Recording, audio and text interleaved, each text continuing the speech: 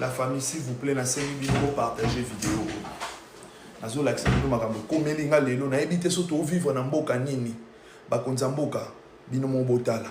Merci beaucoup. Kota la voiture pour la nini bazo ça la contrôle kotoyo ozo kota la voiture nanga pour la nini ozo kota la voiture nanga pour la nini non o koti na voiture non mais na lobby hein ozo kota non mais ya zo kota na voiture nanga pour la nini non mais ozo kota la voiture nanga pour la nini non mais ngana tuni o koti na infraction ni na koti na voiture nanga non mais o ça la contrôle ya permis to zo kota na voiture nanga. Non, mais c'est simple, on a tout ni. Et ça, contrôle, il a permis, tout ce qu'on a dans la voiture. Non, na lobby boye. Contrôle a permis de ça, sur place. Pourquoi Moupandi? Non, na lobby boye. Contrôle, il a permis, na ba document nyonso. Non, à côté de la voiture, on a pas na ligne. Bonjour. Mais respect. Naï et logo, et tout, on a à côté de la voiture, on a pas na ligne. Oui, yango na oloba. Merci, ça va. Apesi, n'a pas si permis, n'a pas si. Chef Nene, ozo intimider nga ikone. Mais nous sommes comprenez, ozo intimider nga ozo imsanga que pesa permis na laksa oke oza chef, ozo intimider nga toni. Mais pourquoi ozo ganga? Ozo ganga pourquoi? Ah. Nous sommes comprenez, ozo nga permis na pesi contrôle technique yango. Carte rose yango. Carte rose yango. Siko carte rose yango. Mais siko elo nini ozo luko gagner. Nga na zo tuna pourquoi continue na voiture nanga? O continue na voiture nanga pona nini? Oh, papa. Oh. Chef Yaka, apesa ngai document. Apesa ngai document. Mais nga na lobby bozo déplacer nga pourquoi? C'est un contrôle aléatoire. Bozo linga contrôle mais pourquoi bozo déplacer nga? Oh. Mais nga nazo comprendre mboka ote. Pourquoi ozo faire déplacer ngai? Nazo comprendre jusque là pourquoi nazo déplacer. Nazo comprendre pourquoi nazo déplacer tisikoyo. Non, nga na pesi clignota papa ti nazo ya na ebiso ke nazo kota boye nzela yango na za fait vert. Yo ebisa clignota continue o télémisi nga ta na ebiso nazo kota boye. O yebisi nga bien tozo contrôler permis na pesi yo permis. Et comme que o clignota continue. Pourquoi bolimbo créer infraction? Ozo ça la contrôle na mikana nyonso. Pourquoi bino bolimbo créer infraction? Pourquoi? Nga nazo kota boye et puis nazaki na bo interpeller nga na feu rouge nazo kota boye. Et ça qui peut ouvert, na ebiso nazo koto ebisi na permis, na pesi yo permis. Siko e comme yo clignota continue pourquoi? Osolo ba ngabe na loba. Na sisi oloba. Na interpellé avant, pendant et après. Hein? Code de la route c'est universal. Même ceux de l'état tête à tous la code de la route. Ça sert au tel mais na tanyo. Non, mais na boite, na télémakité. Non, mais tant aux autres, c'est comme si na télémité. Oh, loba kasi papa na zoyo kayo. Na interpellé. Na bande d'obligation.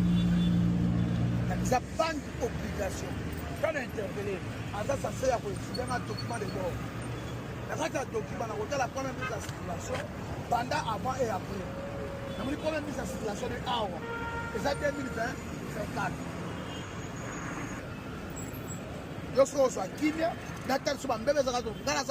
Non, mais nazolo baboye. Non, boye. Contrôle oyo salingai. Basala ka contrôle ya mikanda. En cas de fraction, yo salela ngai. Contrôle ya mikanda pona nini. Bozo sala non, bozo sala contrôle ya permis to ya mikanda.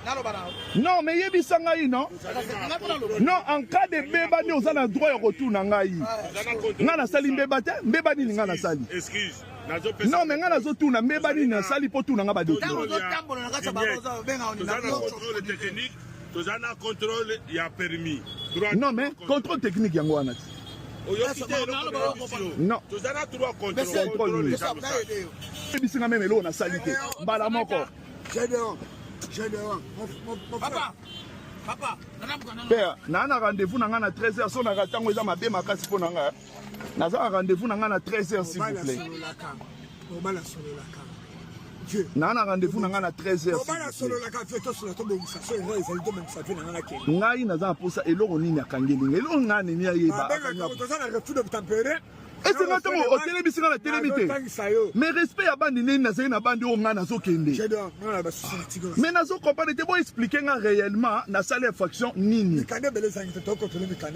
Mikana nini o nga zangi. Oh, contrôle technique yango yo. Assurance vignette ça te. Ah, vignette nini. Eloni na lobi boye bazo contrôler permis de conduire na autorité na papa poni bolinga bo créer mikanda. Mais nazo comprendre te pourquoi bozo créer. Nazo comprendre te pourquoi bozo créer les infractions à recréer. Nazo comprendre te solo la kende petit na na tonga le botanga sala ka bon ba ngana lobi boye pourquoi bozo créer les infractions. Bon na créer combien? Si on a créé les bangos zalamba moro bref. Combien? $70. Nana $70, tu n'as $20, bah pèse ngana créé. Non, il faut assumer que c'est là mikanda nanga après na pèse dans na pèse. T'es nana $50 t'es. Bon mon avis non moro non. Merci.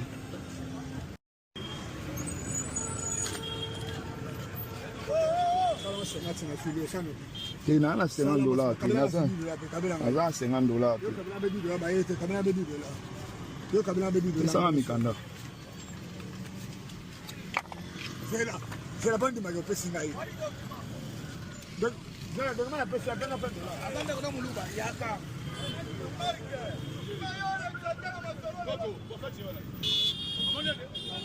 Na pèse nga da document nga kota suna voiture pour nani. Pas document. Document yango. Ngamo kuna pèse. Ma. Ok.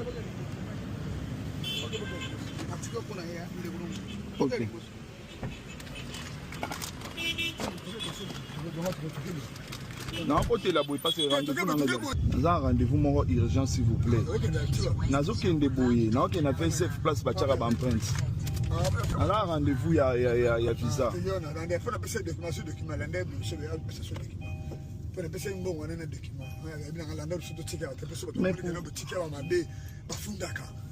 Bafundaka bomba batata senyo bafundaka ote basimbongo na balabala batiki batu comme azu document landé to atiko liboso bamala tika to okele be na batiki yo baluko so mais ba otika nga wapi vraiment liboso yo landé ya za document te yepo to tika document to plus absolu document batika batu limisa batu te yo yebe yango ozamu kimona kini akala to kende wapi ya otika zo polele batu bele bakini na mikanda zeleza butaya mais on est lobi ya otika nga sikonde wapi te to kepo moni he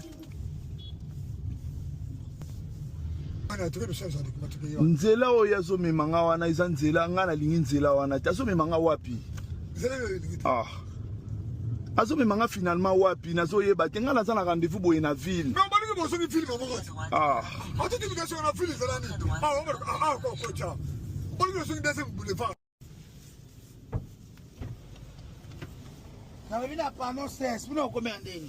nga nazokende na père naza na rendez-vous na tikali na 15 minutes. Oui.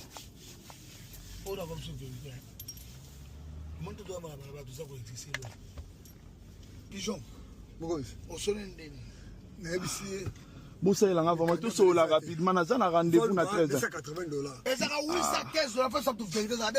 $815 ya nini naza ba document nyonso nazo comprendre te lo nini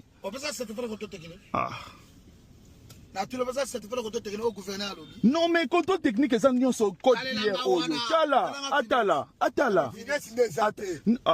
mais nazo comprendre te eloko balobi tosomba yango nasombi contrôle technique mais nazo comprendre te pourquoi bozo compliqué nga naza na rendez-vous na 13h30 s'il vous plaît tala rendez-vous naza nango naza na rendez-vous na 13h30 kasi naza na rendez-vous na 13h30 s'il vous plaît